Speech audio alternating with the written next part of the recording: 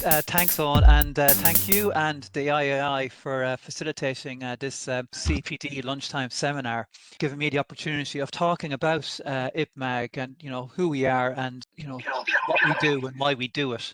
So basically, just to introduce the group's committee, there's of course myself, chair, Rachel Tracy, secretary, and Roseanne Mean, treasurer, and then the other members basically coming from I suppose the academic state and commercial sectors of archaeology on both sides of the border. Our origins actually go all the way back to the end of the 1990s. There was a meeting in the Institute of Irish Studies in Belfast, and a number of people were present, including present day committee members, Ruaidhri Boyle, Audrey Horning, and basically the thinking was that there was a need to put pressure on various universities in Ireland at the time to incorporate courses on all aspects of post 1500 heritage into their course offerings. And also there was a hope that a journal could actually be established which would actually focus on post-medieval archaeology. And it was decided to formally set up the group at the forthcoming IAPA conference in Ennis. And I actually have memories of actually attending that conference and meeting some of our northern colleagues and talking about establishing this new group. And then in the spring, in February of 2001, we had our inaugural conference actually in Belfast. And we had a great attendance actually. There was about 140 attendees, and there were 29 papers altogether presented on various aspects of post-medieval archaeology dating from about 1550 right into the 19th century, maybe even a little bit beyond. And so that made a very, very good start for our group. And from the beginning, essentially, our aims were to undertake initiatives that would help raise the profile of post-medieval archaeology in Ireland, and not just within Ireland itself, but also beyond as well. So many of our members, including myself, have actually, given papers on aspects of Irish post-medieval archaeology at international conferences. And the group itself actually provides a forum for fostering greater contacts between various individuals who are engaged in post-medieval archaeology. As I mentioned before, our committee are actually, they're derived from, people who work, in the various different sectors of archaeology, whether it be, in academia, in the state sector, or the commercial sector. And one of our roles that we see, one of our core roles, is to lobby for increased academic attention to be paid to the post-medieval period in Irish universities, and indeed in other sectors too as well. We offer a forum for our members to get together, or used to before the pandemic, at our annual conferences, usually always held, in fact, actually, in February. And our conference, essentially the themes of the conference will actually change from year to year. So for example, in 2017, we had a conference that looked at the archaeology of improvement. And then in 2019 on borders and boundaries. And then last year, we had another conference looking at the archaeology of belief and disbelief.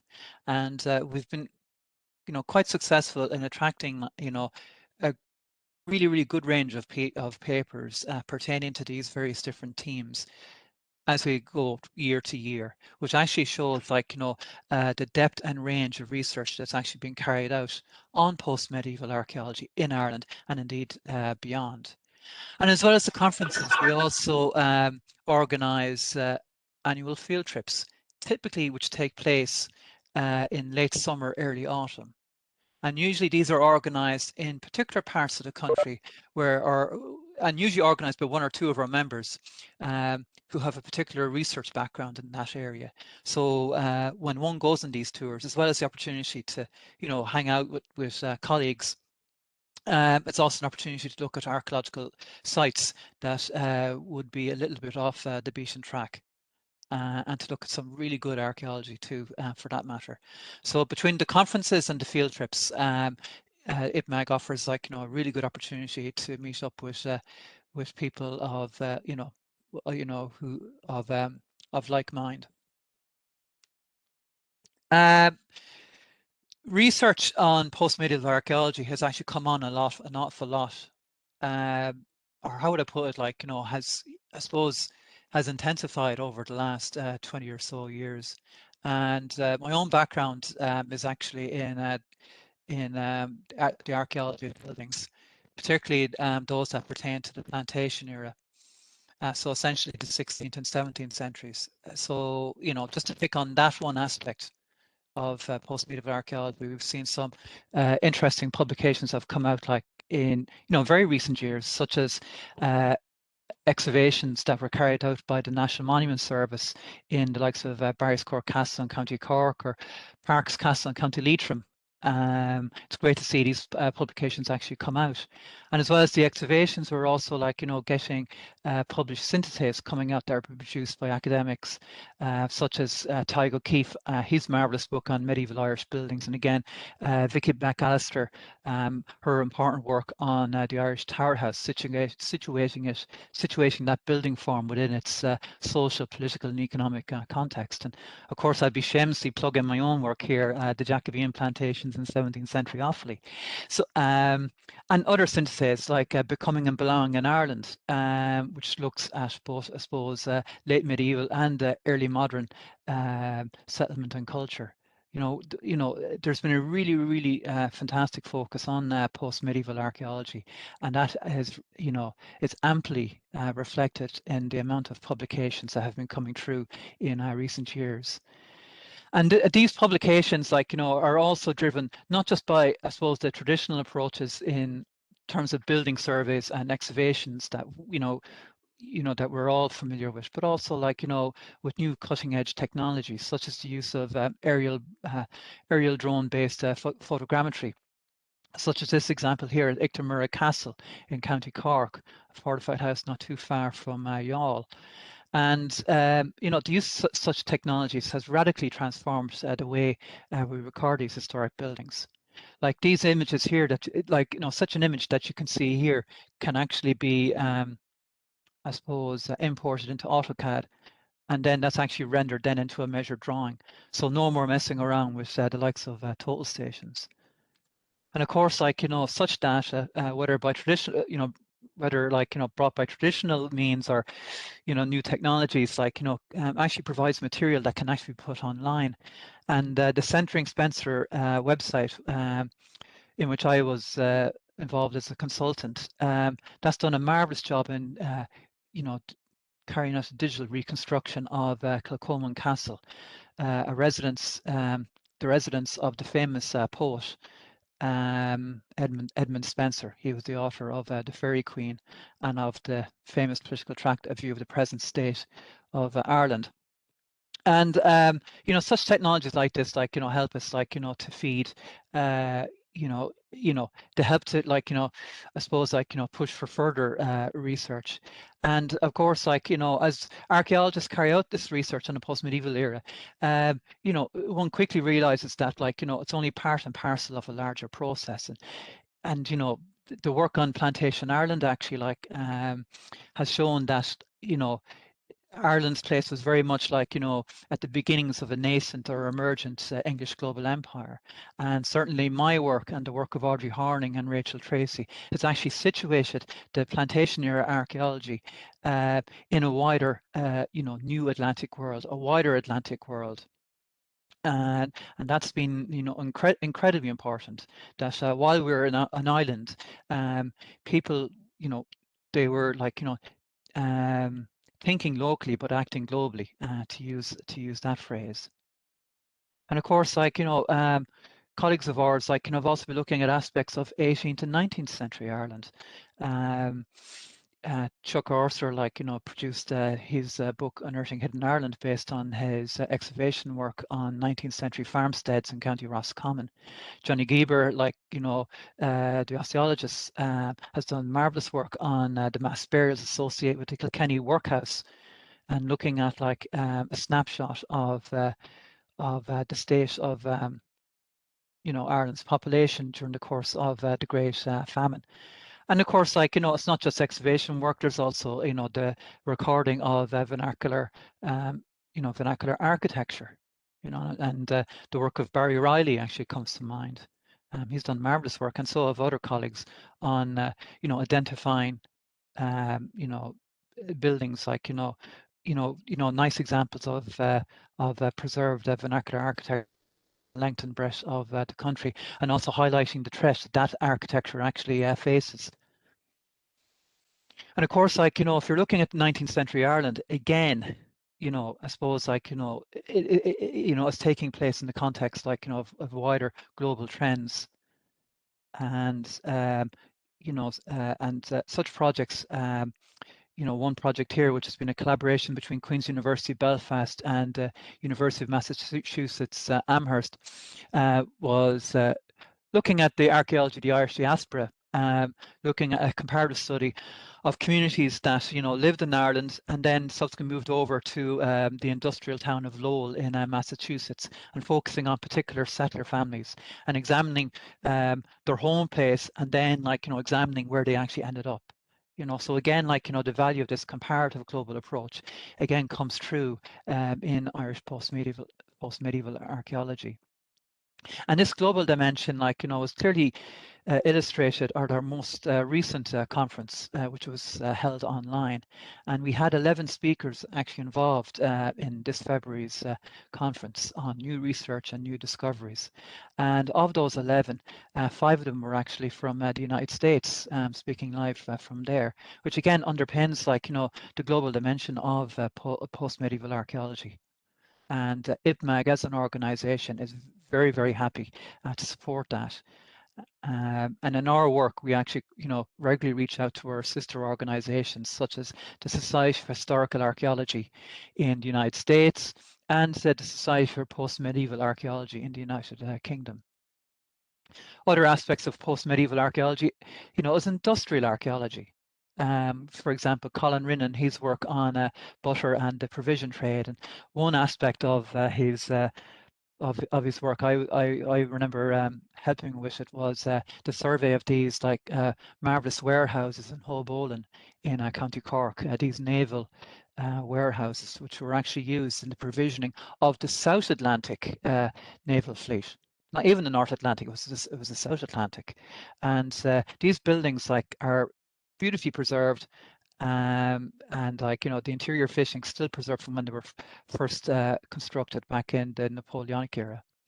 And of course, Eugene Costello's work on transhumance, bringing to light an aspect of Irish settlement that has been regarded as in marginal areas, but in a way he's actually brought the limelight on it, to show it's actually part and parcel of a larger cultural, social, and economic process that actually pertained in Ireland from the 16th right through to the very end of the 19th century. And he develops some very interesting case studies that explain how the practice actually evolved over time and why it actually declined. And it's a marvelous study, and I recommend the book, which actually only came out a few months ago. And of course, the archaeology of the Troubles. So the beauty of post-med archaeology can actually bring us into the 20th century, whether it's in relation to the archaeology of the Troubles, which has been researched upon by Laura McAtackney, or other work on the archaeology of the First World War, the Second World War, or indeed the Cold War. Maritime archaeology is also important. The underwater archaeology unit within the National Monument Service, it actually is involved in planning and licensing when it comes to developments on in underwater and also on foreshore. And it also carries out it monitors investigations of historic shipwrecks, including they did some very interesting work on Armada shipwrecks, including the La Juliana, where they've actually lifted some of these fantastic examples of cannons.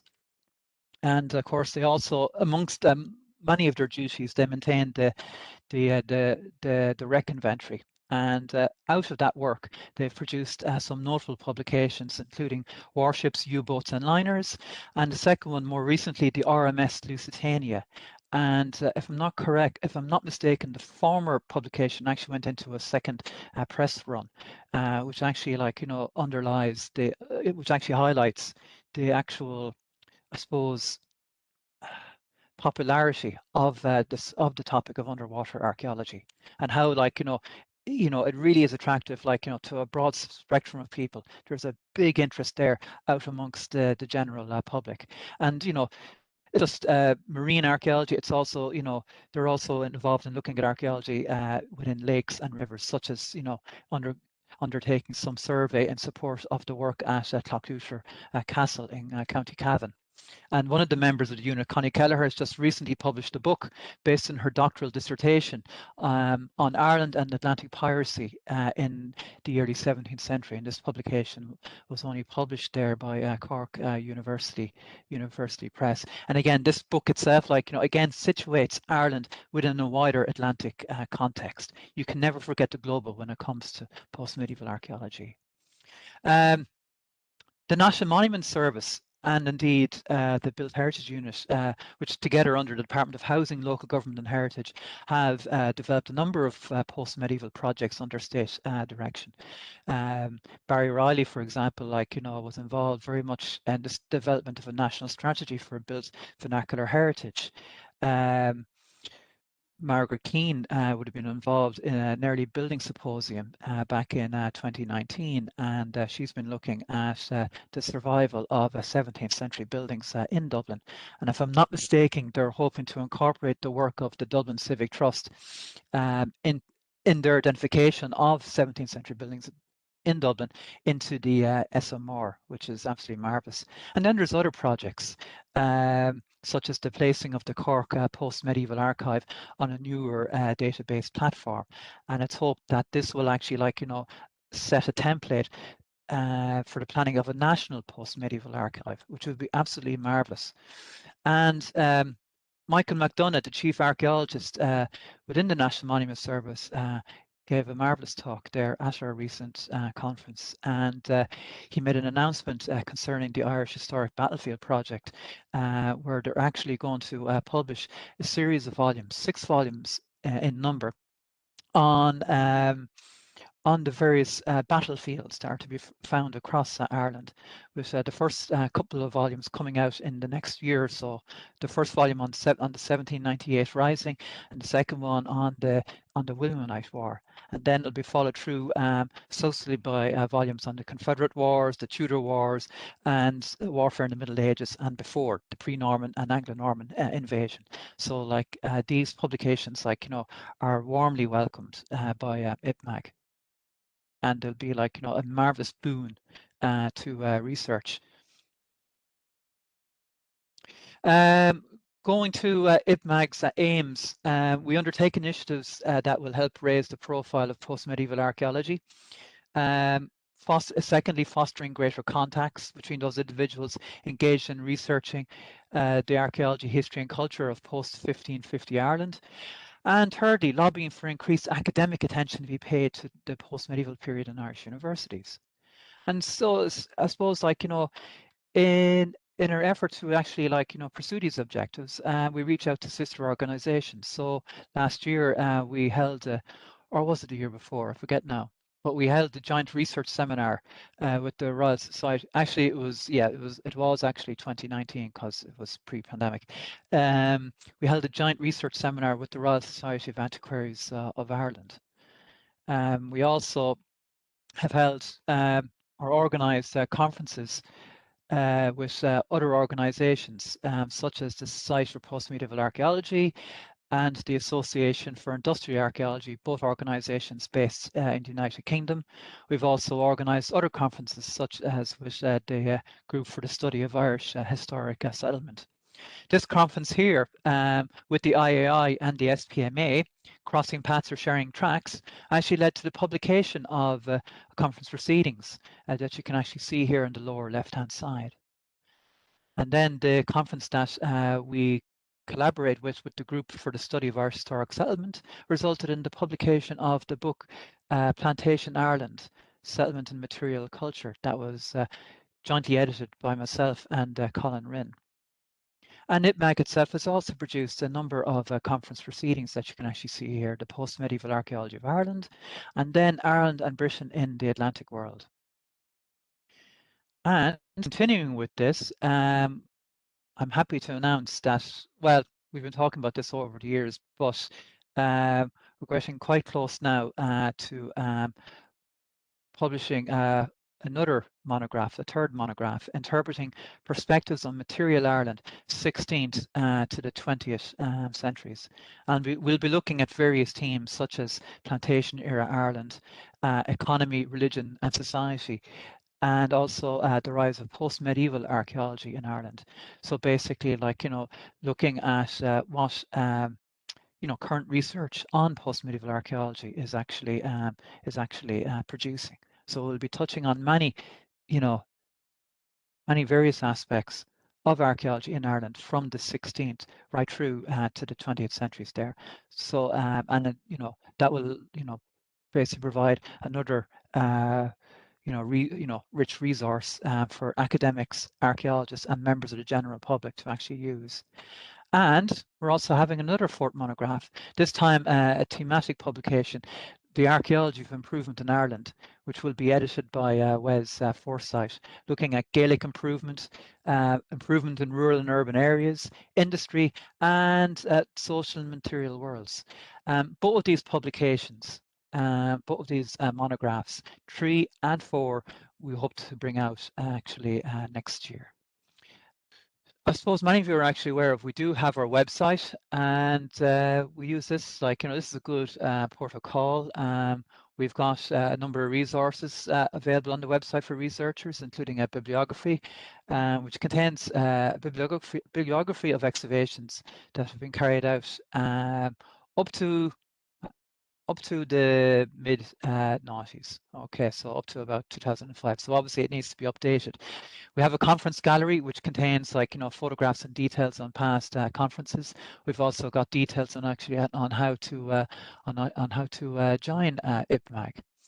And one of the things that we also produce too, through the work of our editor Rory O'Boyle, is our newsletter. And in the next few weeks, we're actually hoping to come out with not just one, but with 2 newsletters, which will be sent to the membership.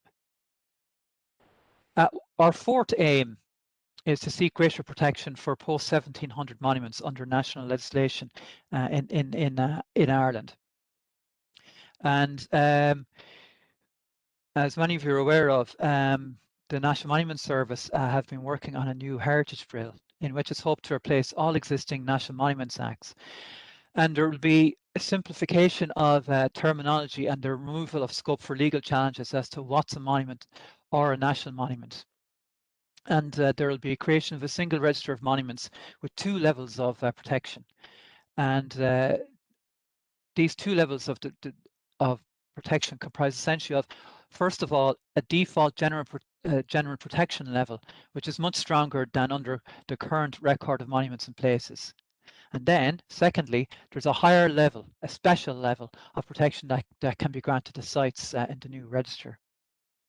Now, we had Michael McDonough, the chief archaeologist, actually talking about this new legislation at our recent conference, and we were actually delighted to actually have him as our guest speaker at that conference to actually bring us through what's actually being proposed with this legislation. And it was a marvellous opportunity for IPMAC members to actually ask questions.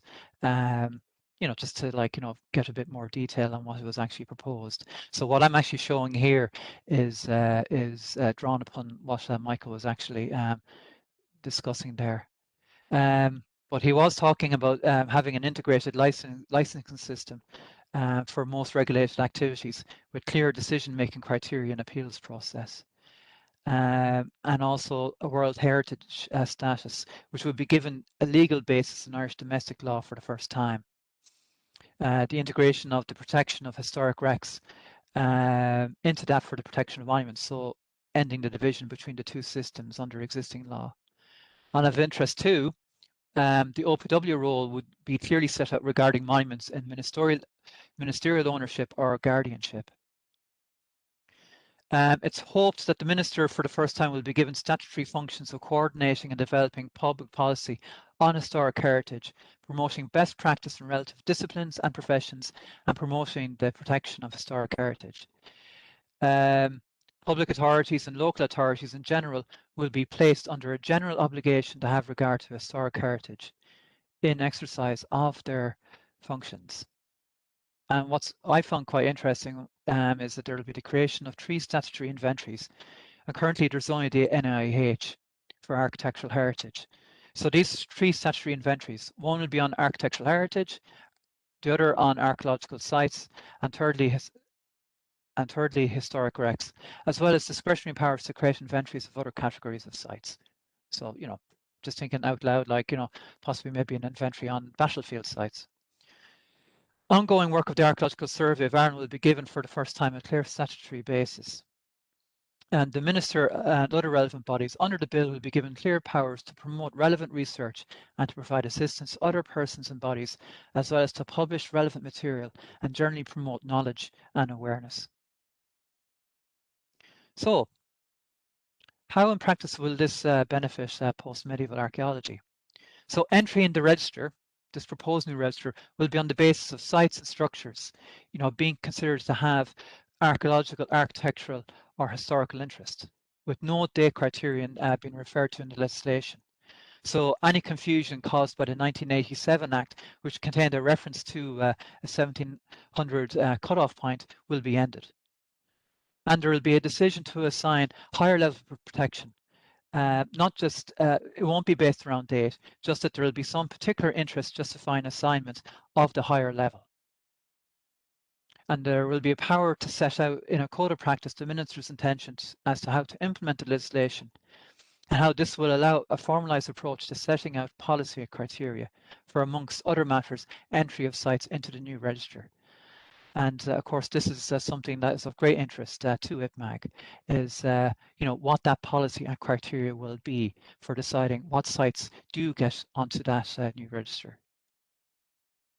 And I welcome the fact that there will be extensive consultation when this or any more informal policy regarding entry is being compiled, which will present an opportunity for the setting of policy and criteria for the registration of sites of later periods. And in addition, new provisions regarding prescribed monuments will enable ministers to set out in regulations classes of things which are automatically protected without entry into the register. Okay, so the bottom line is that the new bill will provide clear legislative provision for the recording and protection of post-medieval archaeology, backed up by new policy and regulations, including the creation of statutory inventories, developed through consultation to prevent post-medieval archaeology from falling between the stools. And that's important because the danger of it was that, some sites would be covered by archaeological legislation, and then other sites would not be covered either by architectural legislation. So, for example, I'm just thinking of, a vernacular farmhouse, or not, or some aspect of industrial archaeology. It wouldn't be considered either archaeological or architectural, so it might fall in between the two stools. Okay, so it mightn't get onto the RMP, but it might not get into the NIAH either, or the local authorities' record of protected structures. So that's what was it? That brings me to the end of the presentation. But what was it? I'd welcome everyone here to actually join our group. It's pretty good value. Our annual membership is only €20, or €17 or £17 for those based in Northern Ireland. And if you would like to join us, you can email us at info@ipmag.ie, and what we'll do then is send you a PayPal link to facilitate payment. So it's all done online. So basically what I'll do is I'll open this out then to the floor for questions and also discussion as well, because obviously this is a seminar rather than a lecture per se.